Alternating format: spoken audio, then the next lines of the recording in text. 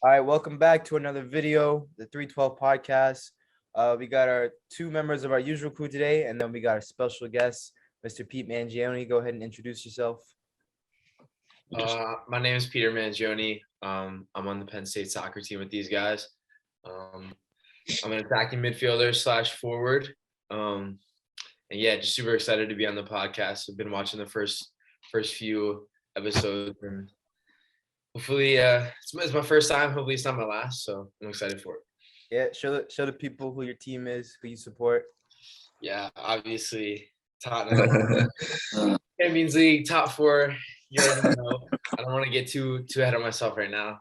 But All right. let's get into it because I'm excited for this one. Yeah, we're missing J-Star today over in Ireland. He was at Stamford Bridge yesterday, watched Chelsea and Watford. So congratulations to him. That's pretty cool.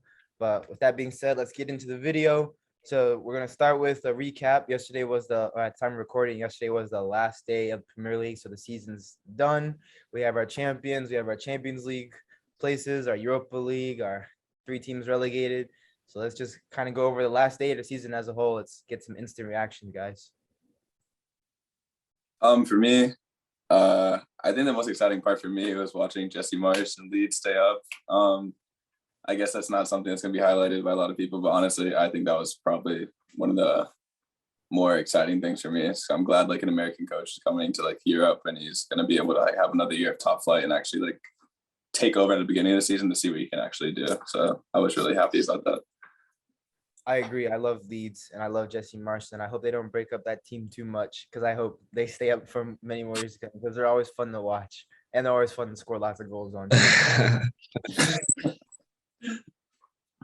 I feel like I had something to do with the Man City game. It was 2-0. I turned it on and they scored 3 goals and it was crazy. The scenes were crazy. I mean, Gundogan coming on, scoring 2 goals. And De Bruyne again, another masterclass. But yeah, I thought that the title race at the end was maybe a little scripted, but it was fun to watch. Go ahead. I mean, I think personally the best part of the day was a 5-0 whooping at Carrow Road, locking the Champions League spot. Sonaldo, human Messi, getting the golden boot. But in all seriousness, probably the best part of the day was definitely City coming back. That was reminiscent of that Aguero goal, 10 years ago or whatever it was. I mean, probably wasn't as I don't even know. I don't know if it's as iconic, but it was just reminding me of that, and I just couldn't believe what I was watching. It's crazy. No, yeah, definitely being a Man City fan. That yesterday was great.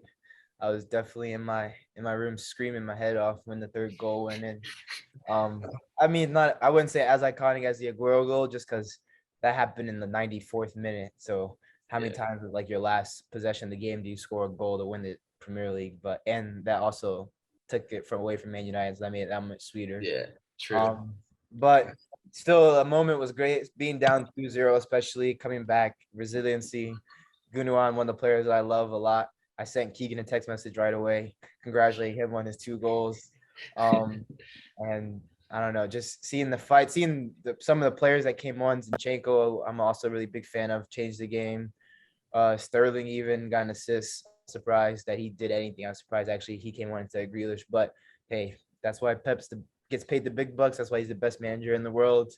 And then I just think overall it was just one of the best championship Sundays we've had probably in since 10 years ago when Man City won the last day. I think ever since then, there's been some ones where it's been decided on the last day, maybe when it was Liverpool and Man City a few years ago where they came down. But I don't know, they just didn't have the same atmosphere as this one did, whereas literally you did not know until the last 10 minutes who's gonna win the league. It wasn't just championship, it was relegation battle. Yeah, everything.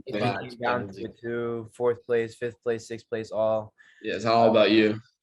No, it's not just about my team. We can talk about the relegation teams too. Like I said, I'm happy at Leeds stayed up. I was actually, to be honest, I was rooting for Arsenal 4th place. I was hoping that we get a shock upset for Norwich and that Arsenal would go through, but that didn't happen. And then why? Because you'd rather see Arsenal in Champions League than Spurs. That's why. I just don't like Spurs, to be honest. Yeah, I'm the opposite, but yeah. You rather see Spurs? Yeah. I mean, that's fair. And then I was surprised that Man United got bailed out. It didn't surprise me that Oh, they lost to Crystal yeah. Palace, but it did surprise me that West Ham, all they had to do was get one win and they couldn't be. I mean, Brighton's a good team, but to be a chance to be in Europa League again and you kind of folded when all you had to do was win, that surprised me. But hey, it's the magic of the last day. It is what it is, you know? Yeah. Anybody else got anything about any of the other games or No, no. I was about to harp on the United thing. I was just gonna say, if United somehow did not get Europa League, I wonder what Ronaldo would be doing because having the GOAT in Conference League would be very, very. I don't know if he's staying for that honestly. So I'm like Kyle, for your sake and your mental well-being, I'm glad you guys made Europa. So congrats on that. But we might see in the final, as you said, as we were talking about Arsenal United final. I mean, that could be nice. Why not? Yeah, I'm just putting this season behind me. I'm looking forward to the future. Yeah, Ten Hag said that Ronaldo's in his plans though. Yeah, I saw that. He had an interview. He had an interview yesterday, I think, something like that, with the club. what a Watch it, disappointment it's to good. lose like that in his first game there, though. Oh my God. Did you Yeah, watch the game, Medic? I watched the first half, and then once, I turned it off. I had to How was leave, and I then I haven't watched watched. any of it, and I haven't seen any of the I highlights. mean, yeah, it wasn't pretty. Uh, Same thing. I mean, Crystal Palace is like a decent team. They're a decent team. So for sure. That's what I'm always curious about too. Like, so I had on my big TV, I had on the Man City game, of course, and then on my iPad, I had on Liverpool and Wolves. What games were you guys watching? Were you guys watching like, multiple, or was it switching back and forth? Yeah, I think I was the same thing as you. I had the Liverpool game on like my big TV, and I had the City game on the small one. Because like it was kind of weird because like I guess the broadcast in Liverpool kept on like updating the City one, and I was like a little bit behind my broadcast, so they would say like City would score, and then they would just score. So it was kind of that last 20 minutes is crazy. I didn't know if Liverpool was gonna come back or not. And then once Salah scored that, I was like, oh my gosh! Since I heard City was just 1, 2, 3, I was just like, ah. All right. What I about you? had I had the Spurs game on the big TV and Arsenal. I was watching the Arsenal and Spurs game like kind of side by side. And then once we scored, what was it, like 2-3 no at half, then I was like, all right. I still kept the Spurs game on the big TV, obviously. But then I had the iPad, the City, and the other TV with Liverpool, because that was crazy. And then also like the leads at the very end put on the iPad just because I knew City wasn't going to bottle. Like they weren't going to get, but it was going to be 3-2 once they scored the third goal. So I Right. turned off the Liverpool game and put leads on. Right. What about So- you, Kyle? yeah, I watched Man U for the first half, and then turned it off, and I went back and forth between the Liverpool and Man Fair City game. Yeah. What did you guys think about? I guess we'll go kind of through the timeline of the games. What did you guys think when Wolves scored in the first 3 minutes? I was excited. I was hoping for. I mean, I wanted Liverpool to win the title anyways. I don't want Man City winning. They were always going to come back. They were never going to lose at home. Yeah, yeah. It just wasn't sure a lot longer than I expected it to be.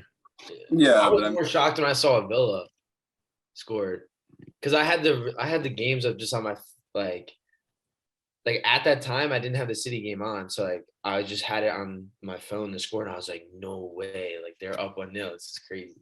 Yeah. What about when Coutinho put that second goal in for Aston Villa? What were you guys thinking? see, I think it's like Liverpool and City. I have this thing where like even if they go down, I feel like they're scoring back. It's just like when Coutinho scored in like the 10 minutes after that or something, it was just like it was getting to a point where it's getting to like the end of the game and it was still 2-0. And I was just like, oh crap, like City actually need to kind of pick it up. So I was kind of worried, but then like once that all happened, I was just like, oh my gosh, like it's crazy. I think it helped City when Coutinho scored. I think it just gave them like that, like panic, I guess, mode. I think if he would have scored later, then it would have been done and dusted. But I think that helped them a lot. You guys asked me before if I was worried, but like honestly, if I would be honest, I would have been worried if we had started the second half how we were playing in the first half. Like we played the first half kind of flat, but when Zinchenko came on the second half to start, like they were just dominating. They were in the box. They were getting chances, Yeah. even though the goal went in it was against the run of play. So I was like, Oh, goal kick too. yeah, like I wasn't too worried. Like I knew we were going to create a bunch of chances coming up. So And they subbed like- Coutinho off. you said what? They subbed Coutinho off right after. Yeah, I mean that makes sense in a way. They 2-0 up, so start putting on your defensive midfielders. But hey, maybe not the right decision in hindsight. but still, I was still pretty confident that we were going to score some goals. It was just going to take a couple of subs. I was interested to see. I mean, honestly, I was on edge. I was like anxious. I wanted to hurry up and see a goal, but once we got the first one, my nerves calmed down a lot, and then I was just like excited to see how many we could score. But Yeah, that's overall, another thing. What do you think about the lineup you guys put out in the first? oh, see, I was upset at that because Yeah, I would so like he didn't really say in any press conferences this week because we like before it was Walker, Stones, Diaz were all out for the season. So I Yeah. wasn't expecting them to play. So I was expecting Fernandinho to play center back, which is why I was like worried for these last couple games. But when I saw when I saw Stones starting and Walker, I was like, Stones can't be fully fit, but he's starting. And Walker's on the bench, so he's definitely not fully fit. But if Stones is going to start, Zinchenko's been playing well. Why not start Yeah. Stones at center back, yeah, Zinchenko at right, Zinchenko at left? Why have I figured if we would have started with that lineup, then you could have brought on Fernandinho later in the game to close up the game, or just like as a testimonial in his last game in Man City shirt to say goodbye, whatever. But as a center back, 37 years old, you can't have Fernandinho starting against guys with pace like Ollie Watkins. Although to be fair to him, none of his he only had like 1 or 2 real mistakes, and they both didn't lead to the goals. The goal was Cancelo's fault, and then the second half goal was Laporte. Like you could say Laporte's fault, kind of. So Yeah. not a goal was Fernandinho's fault. To be fair, he didn't make a crucial mistake. It's just it didn't help the tempo of the game and whatever. And Cancelo didn't play great from left back, actually, to be fair, yesterday. But yeah. it is what it is. And then I honestly swear to God, I thought Grealish was going to start because he played, even though we tied last week against West Ham, he played. That was his best game in the season, Premier League. And Sure. who's our front three? Foden. Mars hasn't been playing. Mars like played okay. He hasn't just playing great recently. So I thought it was gonna be Foden, Grealish, and Jesus up top together in some combination. But Pep knows what he's won four out of the last 4 out of 6 since he's been in the Premier League. So I mean, I can't really question him, even when he does make head scratching line decisions. Can't really question it. So That's crazy. yeah. We can move on to the next thing now. We're gonna do our team of the season. So basically, 4 of us here, we all made our individual team of the season. And what I did was I took the most popular combination of 11 players. And then I'll kind of give like a shout to like some guys that we all had but didn't make the list. So in goal, 3 out of the 4 of us had Allison. And then the one person that didn't was me, of course. I had Ederson. Wonder who. No, I mean, I feel like the argument is they're dead equal. I just feel like you can't like Ederson won the Premier League, so he should get the edge. You can't say like one has a better defense than the other because they both have an equally good defense that like Who made more like saves throughout the season though? I mean, I don't know I think they had made the most saves. I don't know the statistics between the two of them. I just know that they both had the same amount of clean sheets. Ederson finished on a team with on top and didn't. So that's why Ederson should be the goalkeeper of the year. I just feel like Allison makes more like crazy saves. Like he's just a better shot stopper. Like when you watch games, you just remember more saves from Allison than you do Ederson. But Ederson with his feet is obviously like perfect for Man City. But I also think Ederson makes like more crucial saves. Like one view, he faces almost all his shots are like from inside the 6-yard box that he has to face. Like that's the only way most teams don't score long range goals in us. It's going to be a shot from inside the 6 or inside the penalty spot. Those are difficult to save. So the fact that he has the most clean sheets in the league is a testament to him. Fair That play. makes sense. I mean, yeah. Either way, yeah. We 3 to 1. Yeah, it's okay. I mean, to be fair, you can't go wrong either way. Yeah. Probably 2 of the 3, 4 best goalkeepers in the world. Right back, clean sweep. We all had Trent. Somebody want to give him his flowers, sing his praises. Man's 23 and he's pretty much won everything you can win except for the World Cup. So honestly, like, I just feel like as a player, like you think when you say like generational talent, I feel like Trent's probably like one of like 3 generational talents like currently playing soccer, and like ever since he's come to the scene, he just established himself and like kind of revolutionized the way like we kind of look at like the right back, wing back roles. Honestly, like he's a one of a kind and he deserves it. He's played like excellently pretty much this season. So yeah. I also think he improved defensively too. Like, I mean, I don't know if he improved. Like, like the games I watched, he was a lot better defensively. I do agree with that. I feel like he's more like secure now. Like he's still like against like a top winger. Like I feel like he's not really a liability, but any like decent right back's gonna like lose against like a Salah or like a Vinicius. But like compared to like the past few years, he's gotten so much better defensively this year. So I do agree with you on that point. I think what he provides to the team is way more than what he takes away. Like his offensive abilities is so big compared to the few times he gets called out, and he has great center backs, a great goalie to bail him out defensively. So like he just brings so much to the team that you really can't argue. That's fair. So the question with Trent is going to be at the World Cup. One, if England play 5 at the back, we pretty much all know that Walker is going to be the right center back. But if they play 4 at the back, is Trent your starting right back for England? I think that's his next like big hurdle, is getting into the England team consistently. I think he would. I mean, I'd probably go with him. I feel like him or Reece James, but at the same time, if they were to play a 4-back, like I don't see Walker. Like, are you saying Walker would be a center back at that point, or what? He wouldn't be in a 4-back. He wouldn't be a center back, but I feel like they'd still put him at right back, right? Because I think they would, knowing Southgate what he's done, I think they would still start Walker.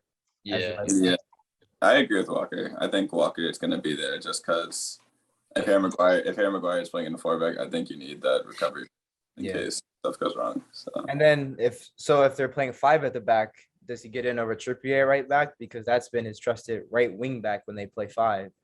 I think so. I think so, just because Trippier's been injured. I don't know though. They love him. Yeah, I mean, I feel like I think he'll get called up for sure. If the World Cup was now, Trent would be starting, but the World Cup is in November, so Trippier is back healthy now, and it's not like he's played decent for Newcastle when he's been healthy. So Southgate has always trusted him even when we don't think, like they put him at left wing back in the last Euros when they had other left backs to play. So you just never know who, but whatever. We can move on to the next position, our next center back or first center back. Another clean sweep. We all had Virgil van Dijk. First season back off ACL tear. I mean, he's not quite the Virgil van Dijk that was in the Ballon d'Or discussion a few years ago, but he's pretty much back to his best, and we can all agree he's been one of, if not the best center back in the Premier League this season. Let's give our thoughts on him. I mean, what can you say? I mean, like literally, if you had to make like a creative center back to like play in real life, like exactly what you want, like tall, pacey, great defensively, good like on the floor. It's just like he does everything at like a high level. So honestly, like hats off to him in Liverpool, because that's like a person that any team in the world would like want at the right now. Yeah. Are you guys surprised he didn't play yesterday? I didn't know. Is he like injured or something? They didn't play him or Salah. I mean, Salah came on, but I mean, I think it's the final on Saturday. Yeah, I think it's more towards the final. Okay. I'm not really surprised because they probably weren't even going into the game with. I mean, I'm sure they all believed it like a little bit, but it was Wolves at home. Like Konate and Matip both played unreal this season, so it's not like. Yeah, it's not a bad pairing either. All right, so the next one, this one was a little more like split. So Diaz gets into the team. Ruben Diaz, 2 votes for him. But then Pete and Liam, you each had a different center. Or no, was it just Pete? Maybe you had Rudiger as your other center back, and then I'm the one that didn't have Diaz. I had Laporte as my other center back. So Liam and Kyle, go ahead. What about Diaz for you? I think he's just been. I mean, the games he did play, I know he's been hurt sometime, but I think the games he did play, he was like solid, and he helped Man City. I mean, obviously they won the title. I think he helped them. I mean, I think he was better in Premier League than he was in Champions League, but I think overall, yeah, I think he's second best or third best. I think Rudiger had a great season too. Or even Thiago Silva. I mean, Matip, all of them you could put in there. I think he is. Yeah, I mean, same thing as Kyle. I just thought like when I saw him and he was playing, he was like relatively healthy. I just thought like he was the second or third best center back in the league. So like Yeah, I mean, I just thought like when he's playing and he's healthy, he's excellent. So I was just like, I can't really blame him for being injured, but the times I've seen him, he was really good. So that's why I put him there. Yeah, I mean, I think Diaz, I have no problem with that choice either. Only reason I picked Laporte is just because Laporte was the more consistent, like available center back this year out of all of our center backs. He played pretty much every game for us. And Diaz had moments where he was out injured, but when he did play, I mean, he was our best center back, to be honest. You could see when he's missing how much of an impact, and to be like one of the captains of the team at 23 years old, at a team like that is crazy to me. And then I don't know why P have Rudiger. I think Rudiger is going to get exposed next season when he goes to Real Madrid. But I mean, Well, even if he does, that's next season. It's this season, so I don't have to worry about that. But that's I fair. just think this one was tough. Like, obviously, everyone was going to put Van Dyke for the one spot. And then the other one, I feel like you could probably give it to a couple different guys. I was almost about to give it to Matip, because I just think he's like an unsung hero. He has been. I mean, he does get rotated a bit with like Konate, but I just think like he like exceeded expectations like big time. Like he even scored a couple goals. Like he was huge for them. But I just think Rudiger was so solid. For Chelsea, he even had like a couple really nice goals. And when you look at their their fixtures, their games, like when he wasn't in the lineup, him and Thiago Silva especially, like they really struggled and gave up a lot of goals. Like I just thought the way that he played, like his confidence, like when he tackles players, like I just love watching him this season. So I thought, why not? Yeah, that's fair. All right, we can move on to the next position, left back. Another clean sweep. We all had Joao Cancelo. Technically, he's a right back, but this season he played the majority of his games at left back. So I think most team of the seasons he's included as left back this year. What is everybody's thoughts on him? I mean, I can start because he's our player, but I think he just had a brilliant season as left as like he had a really good season last year, and then he set the bar even higher for himself this season. Just how creative he was. I think like there was some stat, and I don't know if he's still top of it, but for Man City, he had like the most touches in the attacking third, which is crazy with the amount of attacking players we have for our left back to have that. But um, I mean, sometimes he's so frustrating because he crosses the ball a lot, and we don't have any strikers to cross the ball to. But at the same time, the amount of fakes and cuts he has, the amount of time he like sits the defender down, and the amount of outside the foot passes down the line or into the striker that put guys in, I think he's just been unreal this season. Yeah, like Trent, I'm not putting him there for defending really, because I know he gets exposed sometimes, but I think yeah, I mean he's a right back playing left back, and that's like the reason why I picked him because like it's I mean as much as the kind of similar things, like it's different playing on opposite sides of the back four, but I mean him or Robertson for me are the two best Yeah. in the round for sure. What Yeah. separates Cancelo and Robertson for you guys? Go ahead, Pete. Sorry, what'd you say? So what separates Cancelo and Robertson for you guys? I think it's what Kyle just said. The fact that he's playing on the left and he's a right, like he's almost like revolutionized that position a little bit. Like when's the last time you seen a right foot player at left back produce like that and play? Like that's crazy. Like if like Robertson could not do that on the right side. Yeah, You know, like that's just like the type of player he is. So like taking nothing away from Robertson, he's like picture perfect left back. But the fact that Cancelo was, I mean, having the most final third touches as a back four player is absurd. And I think like he's very similar to Trent, where like his service is just crazy from anywhere, and like he picks a pass from anywhere, like, and he's doing it on the left side. Like that's just mind-boggling. And he's like, he scored some worldies too, and like his dribbling too, like, and he's so confident. Like he'll even dribble out from the back, and like he looks like Bernardo Silva on the ball. It's crazy. William, you have anything?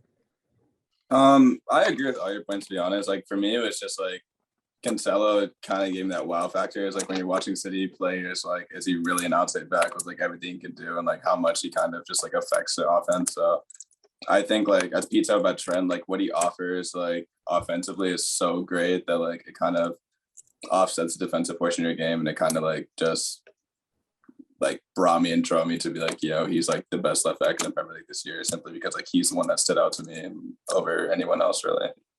All right. Let's get into the midfield now. At the base of the midfield, three of us had Rodri, and then one person had Fabinho. Liam had Fabinho. I think that's like a lot of these are kind of like in the conversation for who is not only the best, but best in the world. And I think it's another one of those, like, who is the best six in the world is between these two, Rodri and Fabinho. So, I mean, what's the difference between Rodri and Fabinho for you guys? Well, since I put Fabinho, I just feel like Liverpool without Fabinho and then City without Rodri, I just feel like Fabinho's like absence kind of miss more. Like I feel like City have more players where you guys can kind of approximate Rodri in a way. Like you can't really approximate him, but the way you guys play without him, like you guys can still function. I feel like Liverpool, like when I watch it without Fabinho, like it works, but like the way they play and how exposed they are, like having Fabinho in the midfield, just winning every balls and going to second balls, and like the way he has his injuries and stuff, I just feel like he's so critical for Liverpool. And when he's been healthy and when the games I've watched with Liverpool, he's kind of been the player in the midfield. I'm like, oh my gosh, like he's a destroyer and he's so good for them. So that's kind of why I put him there over Rodri. That's interesting because I do actually agree with that, like this season. But like last season, I feel like it was different. Rodri, because didn't they not start Rodri in the Champions League final? And that's everyone was saying like, oh, that was the only game he didn't start in the six. But I do feel like Man City this season has had more players to like play in the midfield, and they weren't in his absence weren't like struggling as much. But I just feel like this season Rodri has had the edge over Fabinho. I mean, just look at his goal this weekend. Like it was just moments like that. He had like another banger against. It was at home like a couple of weeks ago. I forget who it was against, but like he was just. They're both unreal, but I just think he has a slight edge. No, I would agree with Liam that Fabinho is more critical to Liverpool than Rodri is to Man City. I think Gundogan or Fernandinho could fill Rodri's role capably, but I just think Rodri has like the step up he made from like his first two seasons to this season. He was just so much more important. I think like early on in the season when we had that game against Liverpool and it was like real close, but like the edge in the midfield was like the Liverpool couldn't get beyond like or really into our final third because every time they would try to get out, Raji was there to tackle the ball and start our attack again. And then, like Pete said, he added 7 goals, which is like a lot for a 6 in the Premier League. And that's not necessarily his game, but just the fact that he's done that, he's given us that physical presence. I think he's just been the best 6, one of probably the best in the world right now. Yeah, 100%. I think he's the best in the world. All right, well, we can move on to the first midfielder. We'll go with the easy one, so we can do this one quick. Everyone had Kevin De Bruyne, of course. I mean, I think yesterday just sums up why he's so important to Man City and why he's probably the best midfielder in the Premier League right now. And if not yesterday, then the game against Wolves definitely has to. Like the way that man goes about his game and drags Man City sometimes when they're down or not playing up to their standard and can produce not necessarily goals always, but just magic out of nowhere, like pick up the ball and then put an inch perfect pass in for somebody to tap in. And that's how we ended up winning the league with the picks up the ball, dribbles a little bit, and then puts in a perfect ball to the back post for a tap in. And we've seen him do that for so many years now. So I think that's just the easy one for us. Nothing to say about him. Yeah. All right. We can go to the next one then. This one was a little bit closer. So we two of us had Thiago, so Thiago gets in, me and Medic. Pete, you had, remind me again. Ward-Prowse for his free kicks. And Liam, you had Declan Rice. So we can talk about this one a little bit since it was a little bit more contested. But Kyle, go ahead. Why Thiago for you? I think just the step up he made from last season to this season, he was like brilliant. Everything he did for Liverpool, I think he was one of their key players as well in the midfield. I mean, they have a good rotation in the midfield, so I think it wouldn't really matter too much. But I think his passing and just everything. I mean, he didn't get the goals. Maybe he had a couple, I think, but I think just his passing in the midfield is brilliant. That's why I picked him. Yeah, I said Thiago because last season he played well, but people like felt like he wasn't as effective because he didn't have the same impact that he did at Bayern.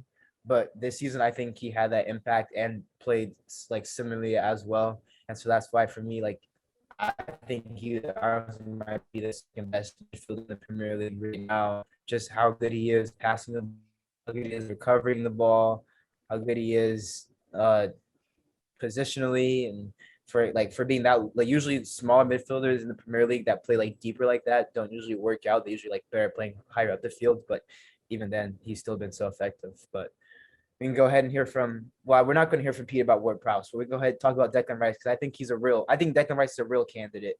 Come In on. this, we're not talking about Ward Prowse. Disrespect him. No, listen. You got it. It's not. We're not censoring free speech. Let the man speak for Ward Prowse. What do you think? Keep it short. Like He look, bangs in it free might be a kicks hot too. take, but that's not that crazy of it. It's He his bangs best in goal free scoring. kicks. He puts in good corners. Oh yeah, unbelievable. Like imagine him. Like, Okay, but that doesn't get you into team in the season. That doesn't mean you're one of the best three midfielders in the Premier League. without Ward Prowse, Southampton could be Southampton looking at would be just as, relegation. they would be just as average if they didn't have Ward Prowse. No, he was literally saved them so many games. Like when they played us, for example, he didn't score, but they scored. It was like 2 or 3 goals, and the crosses that he had, the deliveries were unbelievable. Like this guy's free kicks is the best in the league. He's His a corner kicks are the specialist. best in the league. He's a specialist, but that does not make him a great player. He's a good player, but he's not a great player. We're talking about great players. You should not have Ward Prowse in the same conversation Right. as De Bruyne. I'm not even close. Like, I'm just saying he's They're at not that very built spot. for the season, Top like. three Oh my midfielders. gosh. Yeah, they're in the same conversation because They're we're not. talking. He's not a top three midfielder this season. But I let's just think he should get more recognition. That's all I'm saying. Like all right. like Thiago, I get it. Like he had a good season. I feel like the second half of the season he was really good more so. But I feel like, I mean, obviously in that Liverpool team, all he needs to really do, his distribution just needs to be like really good. And because he doesn't need to score goals like De Bruyne, like he doesn't need to produce like that because look at how they play. Liverpool's front three is going to do it. And Trent, I just feel like World Prowse, like he should get some recognition for, like I feel like if he went to like a Tottenham or like a Arsenal or something, like I feel like that'd be a really good signing. I feel like he has the potential to get there. I just think that why not give him a spot? Like He wouldn't it's play. not just going to be all Liverpool players and Man City players. Like that's no fun. That's no fun. I could put Thiago, but we wouldn't be having this conversation. Like it would just be the same thing onto the next player. Like Go I ahead. like it. Talk about Declan Rice. For me, Declan Rice was kind of in that like Fabinho, Rodri, like importance category. Like if you want to talk about importance, like a squad not being there, if Declan Rice was not on that West Ham team, I honestly, like, I can't even predict where they would be. Like, he is so important for them, and I think he's just like ever since he's been in the Premier League, every year he's just had a step up and step up and step up in quality. And I feel like this year he was essential for them having their Europa League run in the league. You can see they're challenging for Europa League spot, and I mean West Ham's all right, but like when I think of West Ham, I'm not thinking of a Europa League team like competing with United, you know. So the fact that they are where they are and they don't have like the greatest talent, and Declan Rice has been such like a focal point of that. I think he deserves that because I feel like he's ready to make that next step to a bigger club. But this year he's been so like instrumental for their success. So that's why I think he deserves to be in the top 3 midfielders in the league. do you think he stays or leaves? Yeah, that's what I was about to ask. Is Declan Rice gone for sure? It depends. Many Who's says looking for it. I mean, it depends who's looking for him. Like if United throw 80, 90. I don't think we're going for him. I think United. Well, I mean, you guys have to get him out. Chelsea. I think Chelsea might be going for him. I think United. You guys have to get him. Like maybe you won't, but I'm saying you guys have to because you just missed out on the guy from Monaco, Charmini, and then the guy from Marseille, Camara. They both have agreed to deals in the last couple of days. And so There's more midfielders out there in the world. I think, but those were for you guys. There was 4 targets. I feel like it was Phillips, Rice, and then those 2. Why can't we get Well, Phillips? we'll give you Harry Winks. That's. I don't want him. I mean, I'll take Harry Kane. Damn, no, you can't go from Champions League to that's not. Wait, Michael, where did Tchouaméni go? He's agreed to it. It's not confirmed, but he's agreed to a deal with Real Madrid, and although he's also apparently agreed to a deal with Liverpool, but it sounds like he's leaning to Real Madrid. Good. Liverpool can't get him, bro. That's gonna be crazy. And then Kamara just agreed to a deal today with Aston Aston Villa. Yeah. Surprisingly, actually. Hmm. Good But pick, yeah. bro. So I'm gonna move on to the front three. I'm gonna read out all three names for the sake of time, and then we can discuss, and then we'll mention some other names that were in there. But I pretty much all of us had Salah, all of us had Son, and then I'm gonna say three of us had Ronaldo. One person did not. Go ahead and reveal yourself. One person. Yeah, I know who that is. Tell everybody who you picked. If you put Harry Kane, bro. I didn't put Harry Kane. Relax. No, even worse. Okay, this is like not. This is fair. Also I feel like this is fair. This is better than World Prowse. I had Jared Bowen personally. Okay. Oh, It's not what are bad. you No, laughing I think it's better than WordPress for sure. He It's had a a great. better- Didn't he have like? It's a better shout than Ward Prowse, but so you had Salah and Son, Yeah, but you picked Bowen over Ronaldo. yeah. Jared Bowen was okay. Because I think when you look at it, Ronaldo's like. I think I don't want to take anything away from him because obviously he's one of the best players of all time, 100%. But it's another like one of those things where I want to give recognition to somebody on like a little bit of a smaller club, out exceeding expectations. Like what he did to you guys last week. Like he's performing like crazy out of nowhere. Like Jared Bowen, we didn't know who he was like years ago. Like, and then Ronaldo, he just I don't want to say he's the tap-in merchant, but like his performances though, like is it like when you look at like quality, like Yeah, it's just like somebody like De Bruyne, like Thiago, like Harry Kane, like the quality that they bring to a team. That's not what Ronaldo brings. Yeah. Ronaldo just brings goals, which is that's his Yeah. job. Like I don't want to, but I just feel like I wanted to go with somebody else, and I didn't want to be biased and go with Kane because I know everyone would have been mad at that. So Would have been okay with the Harry Kane I would show. have been okay with Harry Kane over. I mean, listen, like I agree with you. Jared Bowen's been like very, very, very good for West Ham this year, like extremely good. But like best strike, like I think Ronaldo just has to take it simply because like what team he's playing in. United, first of all, cannot score goals. First of all, like they were horrible defensively. They couldn't score. And Ronaldo, like, what was he on, like 18, 19 goals? I think it was 18, yeah. Like having 18 goals in that United 18. team, having 18 goals in that United team, and honestly, for me, it's just like you're up there. Like he deserved it. But I'm okay. 'Cause I think Jared Ronaldo's Bowen, Ronaldo's the only reason that they got sixth place. Ronaldo's the reason they got sixth place. And Without De Gea. Ronaldo, they would be in a much off. And Okay. What do you mean? Okay, he's been like the third best goalie. I think De Gea, he saves a lot of goals, but he also is the cause of why they get scored on a lot. He gives the ball away a lot, and like in their own half. bro. Yeah, he's not good with his feet. It's not what. he doesn't want to pass to McGuire. Yeah, you've seen that. He kicked out of bounds at a passing. No, but I'm saying a lot of times he kicks the ball to the other team in their own half, and then they end up scoring. Which Okay, I mean, like, if you're not good with your feet, at least hit it into the opposition's half.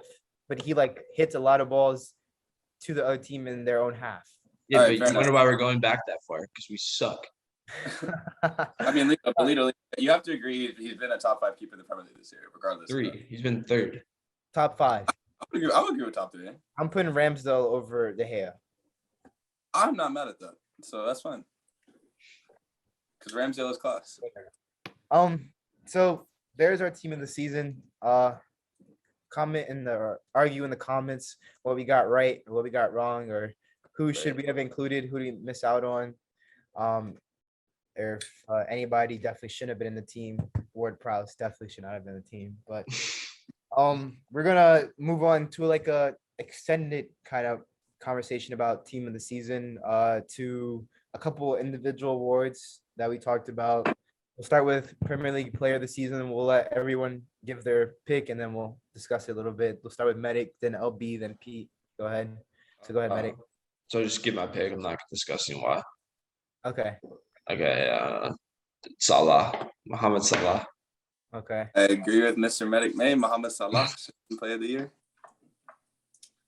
I'm gonna go with Kevin De Bruyne. I'm also gonna go with Kevin De Bruyne.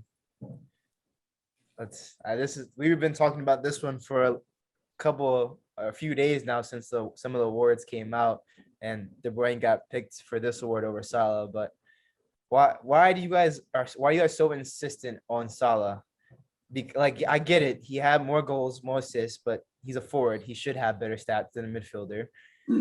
Two, De Bruyne won the Premier League, so he's the best player on the best team. And it's not like he was just in the best team. He was like played a hand in them winning a lot of their games. Think back to the game against Chelsea from January to some of the games recently. Like, De Bruyne scores goals, gets assists, plays center forward, plays 10, plays 8, puts in crosses, defends even. I don't know how you can't pick him as the best player in the Premier League right now. Okay, I guess I'm not gonna go into detail. I'm putting in layman's terms. Great. So let's just put this. Salah was excellent beginning of the season. Second half tapered off. De Bruyne, first half of the season. Second half of the season was great. Salah had, it was like 20. What did he have? 22 goals, 13 assists. So let's say 23 goals, yeah. 23. Yeah. So he had 35 goals. He had 35 goals or assists in 30 games while missing a whole month due to AFCON. Giving him? All right, go ahead. No, go ahead. No, finish what you're saying. I was gonna say, are we giving him credit for scoring hat tricks against teams like Norwich and Southampton? And once again, like, we all, like, everybody plays the same exact team. Like, whether you score against them or not, it's not my problem. The thing is, you play who you play, so you can't choose who you score against. It's like the Mason Mount thing. Like, Mason Mount's stats look inflated if you see who he scores and plays against. But, like, I can't hate on Mason Mount because City had the same opportunity to play that Norwich, Burnley, Brighton team, like, whatever. Like, every team plays the same team, so you can't pick and choose who you score against. Like, you put up stats regardless. Okay, but if his goals were so consequential, why didn't they win the league? They were 2 points behind you. Like, you're acting like it was such a big No, but I'm saying, like, that's why De Bruyne has the edge. His effectiveness led to Man City winning the league. I'm pretty sure Salah had crucial goals in, like, other games too. I can't, like, name them off the top of my head because I'm not a Liverpool fan. But, like, as much as you think De Bruyne, like, influenced you guys, like, he did. But Salah, 22 goals and 13 assists are influencing no matter where you play. When there's a game that we need Kevin De Bruyne to step up in, and so it's a game we get that result. Kevin De Bruyne steps up and we get the result. You're saying Salah doesn't show up? They didn't win the league. They didn't get more points. So you guys won the league by 2. You guys are that means there are games that Salah did not step up in that I'm pretty sure that cost them the league. Step up in as well, bro. Like, but there are games that cost Liverpool the league. Okay, but we talk about yeah. And I can't necessarily pinpoint them. I don't know them off the top of my head.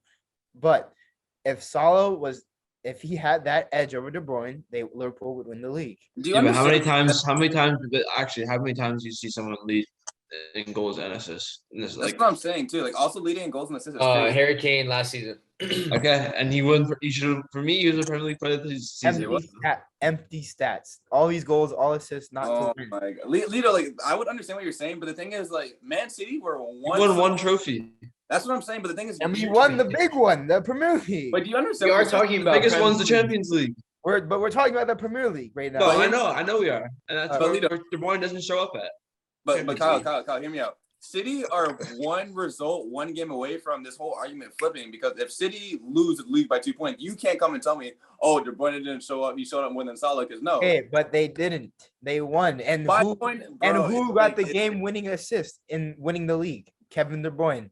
Like I said, when it comes to it, we need a result. Kevin De Bruyne is going to step up. Salah over a season was better than De Bruyne over a whole season, is my point. Like, a Premier League player this season is not who is the most clutch in certain situations. It's like your whole body of work. And Salah, literally, most goals, most assists, team finished. Like, literally, if we're talking about whole body of work, then Salah hasn't really done anything the second half. Bro, we're not going to agree on this, but I think let me pull up some stats.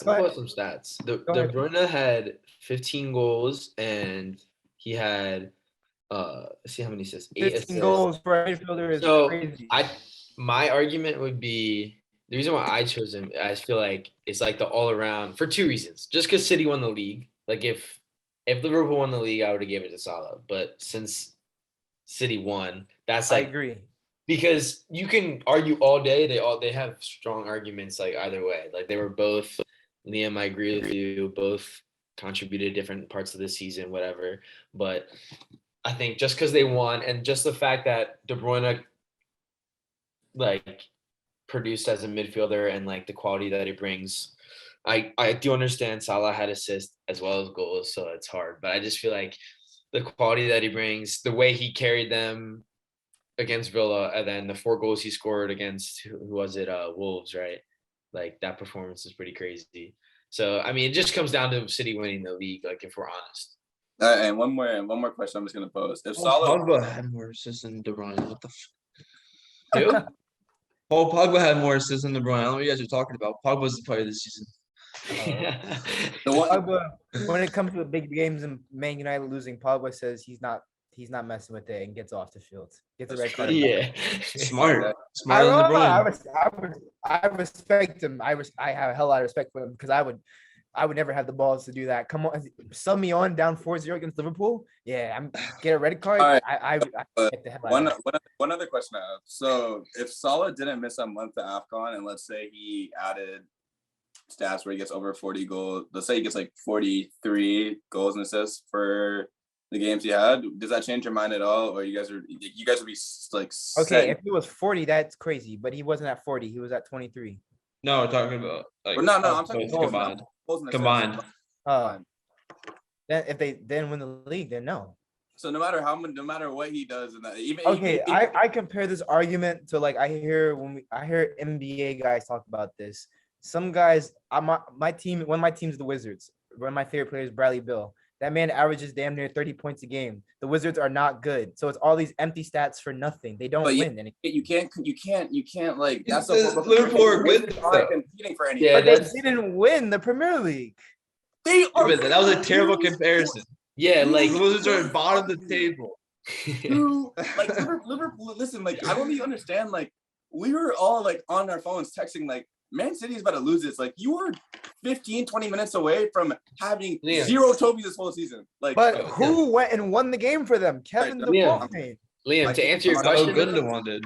to answer your question, like so for assists, like Trent was the next person with 12. So like say Salah had, I don't know, 17 assists. That's like a little bit more of a gap. And then say Salah was like, say he had 27 goals, and then the nearest person was someone 23. Then it changes. Then I do agree. Then why? I think But that is such a crazy because then he's a gap. Then he's clearly like he's separated from the rest so much that But he's still separated from the rest. He has the most goals and assists. Like De Bruyne is a class like midfielder. Son also has hold up. Son has 23 goals with no penalty kicks. Let's put that into perspective. And that's impressive. I totally agree. Son has been excellent this season. But my point is, like, if you have, like, we're putting all midfielders are here, by the way. Ward Prowse to the set pieces, everything. Salah has the most assists and the most goals, and his team was literally 2 points off. But one game, one mishap, one little knock, and they win the like.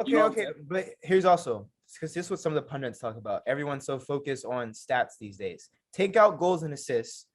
Who is the best player this season in terms of impact? Taking out stats, quality, impact. Who is the best player? One, we can all agree that Kevin De Bruyne is a better player ability-wise than Mo Salah. Yes. All right. Obviously, but Impact this season, who is the better player? Goals and assists have No, but take stats out. If you take stats out, and they both had if zero. we take stats out, then Van Dijk's the permanent player. Then Ronaldo, He doesn't have any stats. Hold on. You can't compare them. Wait, if we take You stats out, can't But do that. Van Dijk didn't win the league. No, Then hold on. Diaz They're both No. If you want to play that game, if we take stats out, then Ronaldo is not anywhere close to being the top one of the top four in this. Oh yeah, he's like worst player. Simple. Ronaldo has no impact in United outside of goals. If you take out stats, then Messi and Ronaldo are not the best of all time. Like, No. No.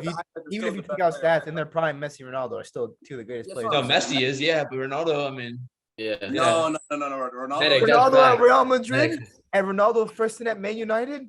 No, Ronaldo at Man United. what? He has 0 goals, 0 assists. Okay, well, because he can dance around the corner flag and do some scissors and shit. He had Did I crazy come? ability. Don't that shit pretend like outta Ronaldo didn't have crazy ability. All right. Okay, We're not gonna we gotta table this one because we gotta move on. We can keep this one going though. Best young player of the season. I think we all have different ones here. We haven't talked about this one at all. We know who got picked. Phil Foden. I did not pick Phil Foden. If that's what you guys are thinking. Either. But I want to hear. We'll go around the same order. Medic, LB Pete, and then myself. I have Connor Gallagher for Crystal Palace. I think he's been brilliant this season. I think he had look at that here, 8 goals, 3 assists. I think you could go with Phil Foden, but I think he's just been in the Premier League longer and he's been doing it for I think what 3 years now. Like yeah, every game pretty much he's been playing. Well, not every game, but I guess most games. I just think Connor Gallagher stepped up this season and helped Crystal Palace be like an actual like threat, I guess, to other teams because Yeah. before you would think you would just beat them, no problem, but now you know it's gonna be a tough game. Go ahead, Uh, LB. For me, wait, we're not explaining, so I'm just gonna say my thing. Bukayo Saka for me. Okay. Go ahead, Pete. I think it's Foden. I agree with the selection. I also like Connor Gallagher. I think Yeah, I'm the same with Medic. I think if you for expectation, Connor Gallagher had 0 expectations going into the season, and to even be on the short list for Player of the Year is crazy for him. And then what he did, like that man's about to earn himself a big money move. Either that or he's going to be a regular player at Chelsea next year. for sure. All right. World Prowse is about to earn himself a big money move. Or probably The same thing. they're going to be in that bang average Southampton side next season. All right. Just to put this Conor Gallagher talk away, Conor Gallagher's second half of the season, like stats wise, I'm pretty sure I don't have it up right now, but I'll find it later. He literally did not do much second half of the season. I think he was great first half. Second half, he was good, but like Oh, he was still playing, but he was still playing good second half season. That's how he got. I never said he wasn't playing good, but like the thing is, So like you can't just look at stats. I'm not looking at stats. I'm saying, listen. He's played like well throughout the season. But my thing is like I don't think he had that many goal contributions or anything second half of the season, as far as I'm concerned. But He's more okay. his running, pressing, and defending. Mason Mount Merchant.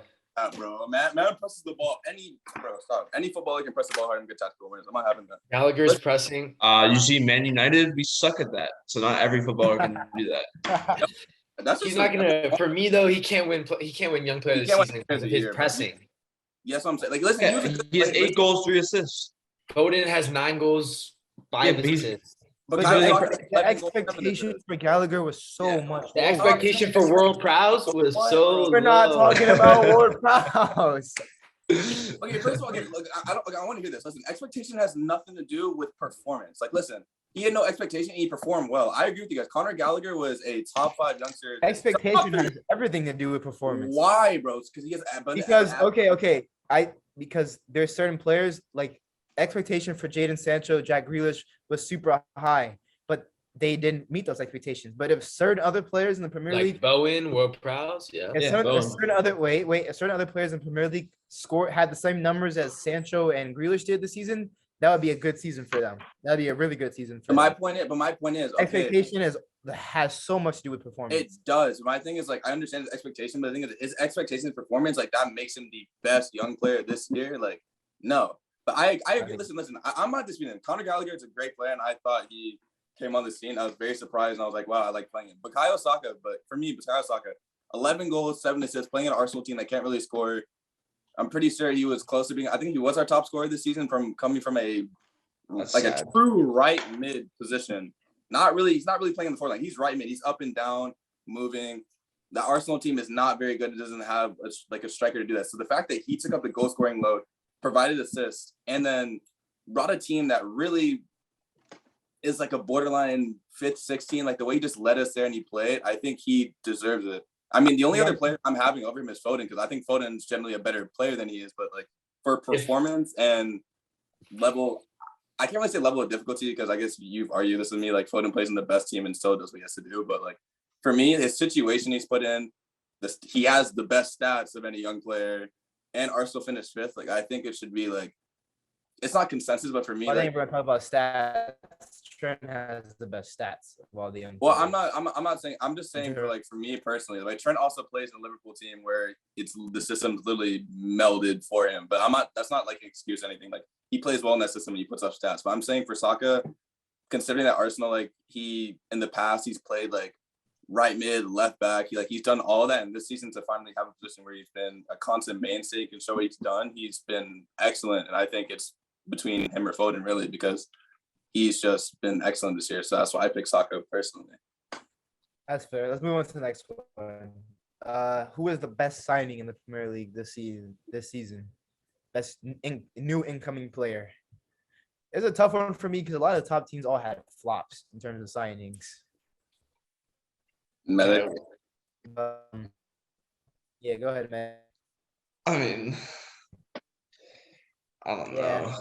I can't really. Go ahead and say it. Well, I'm not gonna say Ronaldo. No, this is, I Oh, I think it's thought you. a pretty obvious one. I don't think it's obvious. I don't think anyone think it has. is an obvious one. Unless I'm missing. I'll just say. I- Well, I'll just say Conor Gallagher again. Shit, he's on loan, isn't he? Yeah. I think. Oh. Yeah. Whatever him. Yeah, him or Ronaldo for me. Go ahead, Ronaldo's my LB. boy. I mean, Ronaldo Um, scored 8 goals, so it's hard to argue with that. No, I agree. For me, I think it was. I'm gonna go like a bit like I guess for Pete. I'm gonna have some representation for the lower people. Then. For me, it was between Luis Diaz or Christian Eriksen, but I'm gonna go for Christian Eriksen. At Brentford. Yes.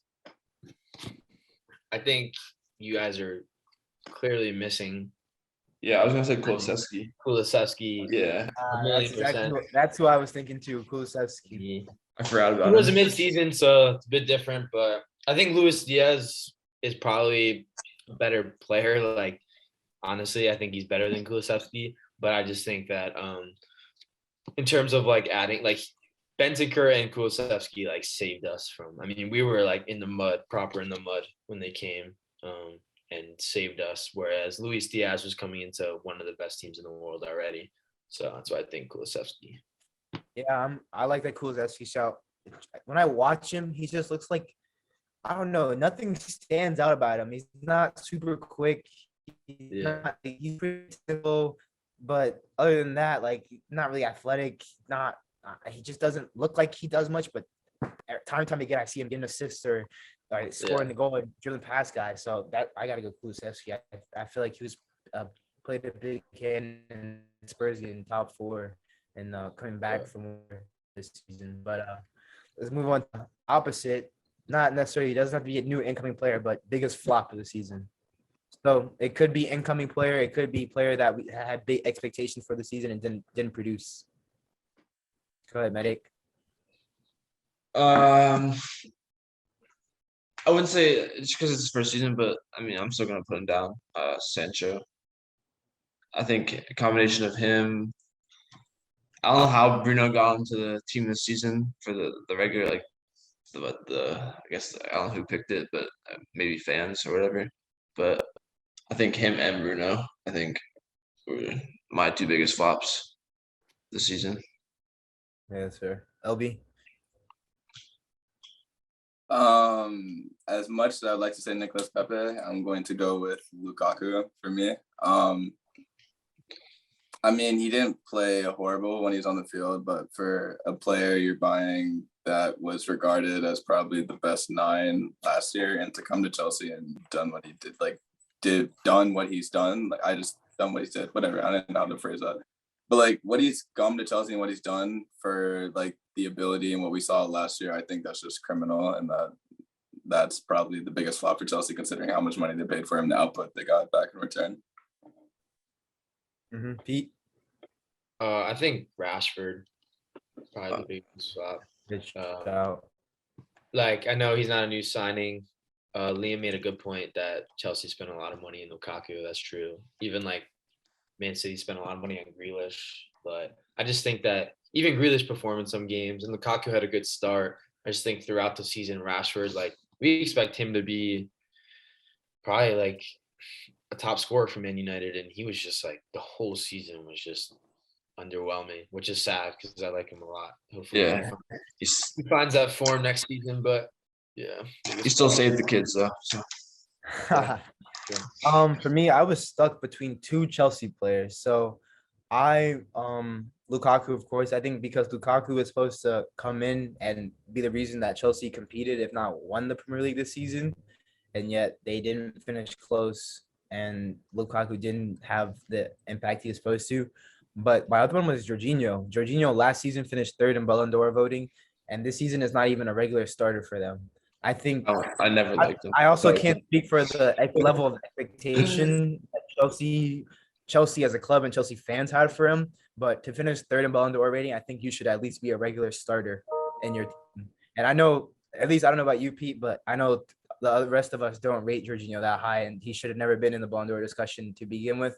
But I think because he earns he was a big flop. Yeah, that's a good point. But I mean, we all know that he really wasn't like one of the best players in like that year. I just think it was just because he won everything and with Italy. But I mean, I thought he was quality when he was on Napoli, and he was like one of those players, like those hidden gems. But since he's gotten to Chelsea, I don't want to say he's been like that big of a flop. But right now, I'm not really too happy with him because I'm Italian and he missed 2 penalty kicks against Switzerland, where if he would have just made one, we'd be in the World Cup. But now we're here.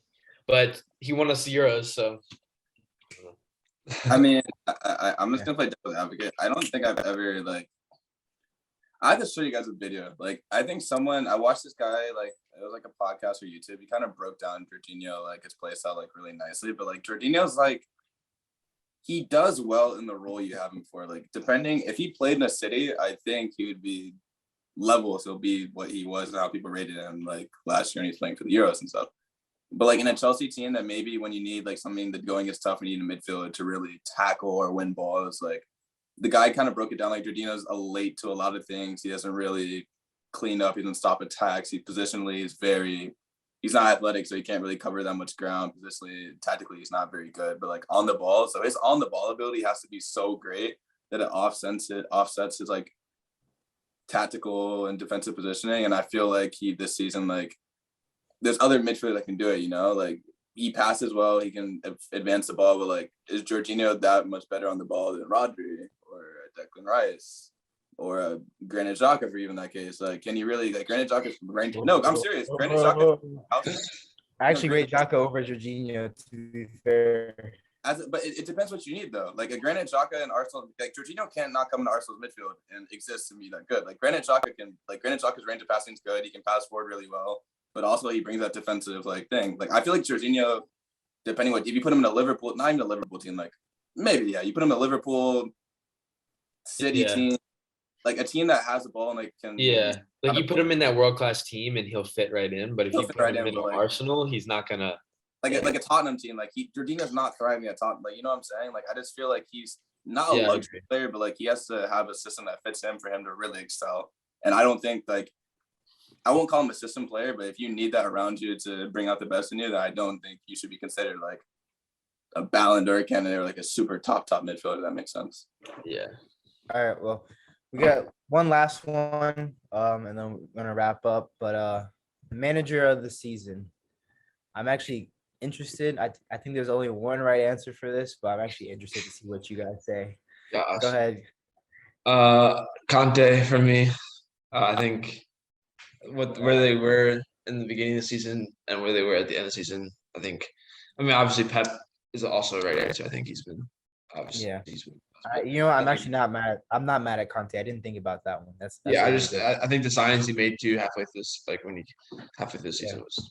I mean, to be fair, he did exactly what they brought him in to do. They brought him in the way to get top 4, and he got top 4. Yeah. So, job well done. Go ahead, Liam. Pains me to say it, but I'm going with Antonio Conte as well. Oh, wow. Okay. We know Pep's the best though. Just relax. I mean, are we saying? I'm okay with Conte, but we'll discuss once we get everyone's. Go ahead, Pete.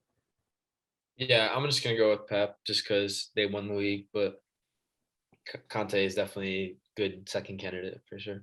Yeah, you guys are lucky. You got him. I'm going Pep as well. I'll start and then I'll let you guys finish. I'm going to say Pep, not only because he's the best manager in the world, or at least considered, but going into the season, of course, I always think Man City is going to win the league and win everything, but I had to hear from everybody that Chelsea is going to be in contention because they just won Champions League. Liverpool is going to have a better, so everybody's healthy, so Liverpool has a more realistic shot at it, and that we weren't going to win it back-to-back years again. And no forward.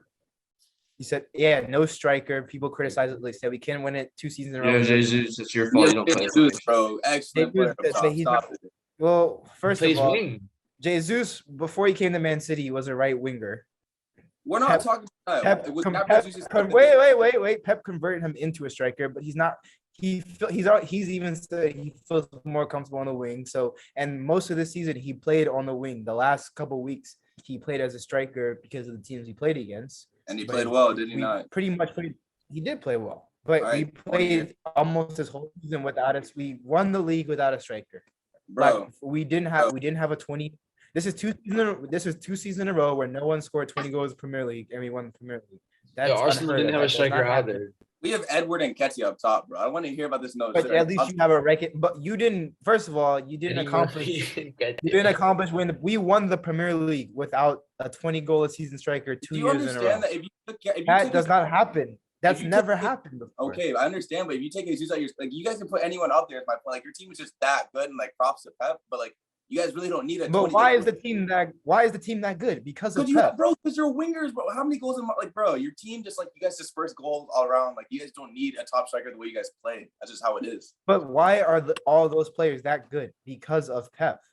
If you think Bro, Mahrez So was we'll next- see. We'll see what Haaland does next season. What the Mars difference? Mars was a good player for that one season. Leicester won the league. Mars is, I think, a better player now than he was then. He's not all going your, to win. all your players are better when they've gone to City because they're playing with better players around them so they can show more. Like, They what? also playing with the best manager in the world, and he brings that out of them. Think about Yeah. Rodri. Yeah, we get Rodri it, we get it. It's not in the competition for best defensive. All right, I'm gonna stop though, because I said I'll let you guys go. But Rodri is in the in the competition for best DM in the world. He was not that. He wasn't close when he first came here. That's because of Pep Guardiola. But go ahead, talk about Conte. I mean, we talked about a little bit because he got Spurs top 4, but Yeah. talk about why Conte over Guardiola, or I mean, because I actually, believe it or not, I really like Klopp. I think he's a funny guy when he's not complaining. for me, I guess I'm going by just the job they've done this year because realistically, if we're like talking about the best manager, honestly, I would probably have Jurgen Klopp like as the best manager overall simply because like they potentially could have 3 trophies and finish 2 points and could win a league and could have won a quadruple. So I think that he's done an excellent job this year. So I think honestly he's been better than Pep this year if they win Champions League. That's if.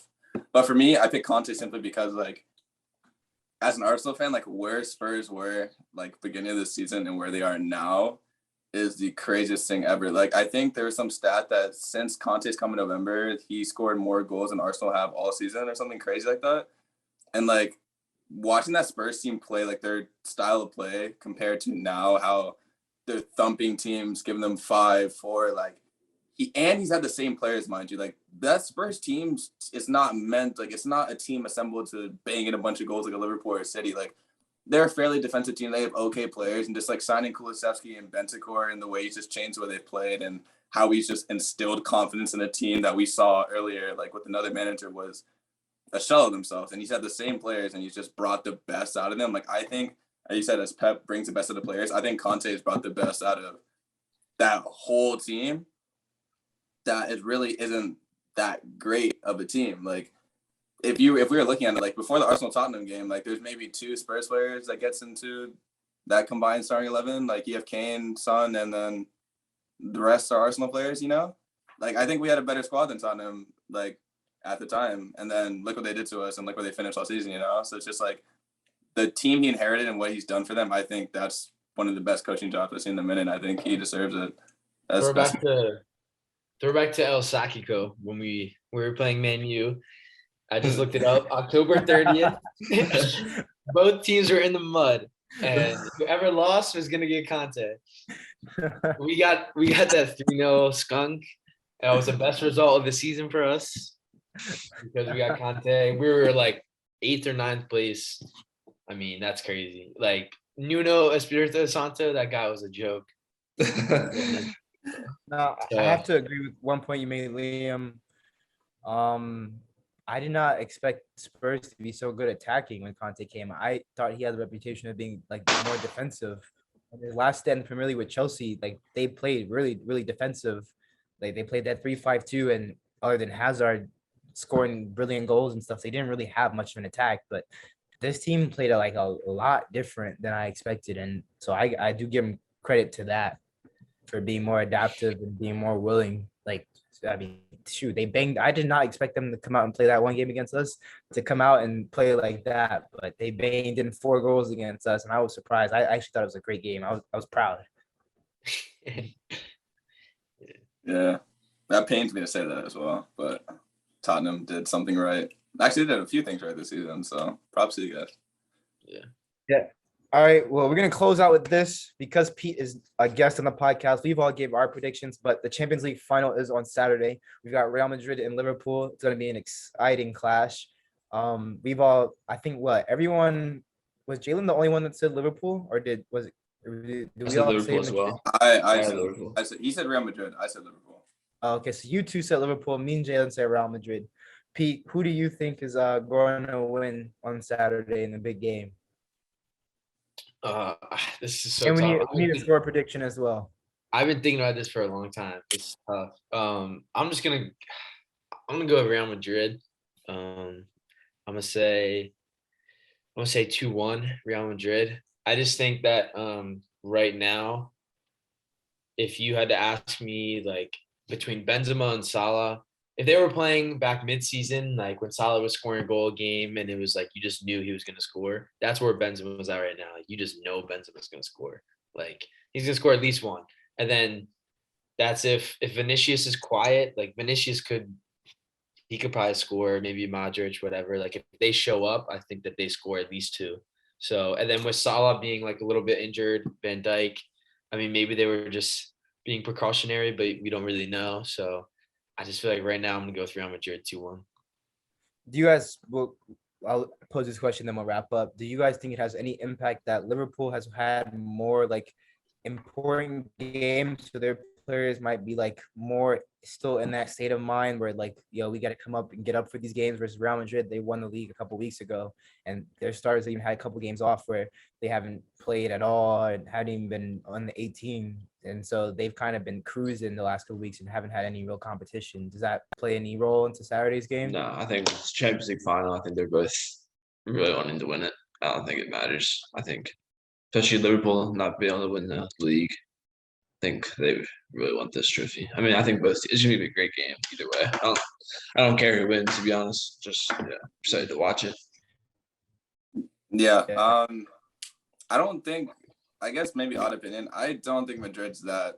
They're a good team. I don't think they're like a great team. Like for me, I think they're gonna come out the same mindset of just like we may not be the better team in this situation, but we're gonna have that resilience factor because I feel like PSG, Chelsea, and City, they got outplayed in all 3 fixtures pretty much for the majority of the game. But they had periods where they stuck it out, had the resiliency, and had surges where they've gotten their goals and they've advanced. So I think they have a great resiliency factor, but as a team, I don't think they're close to being as good as Liverpool, really. Like, I think City was miles better than them, but as you can see, like, anything's happening. But also, they've done these things over 2 legs.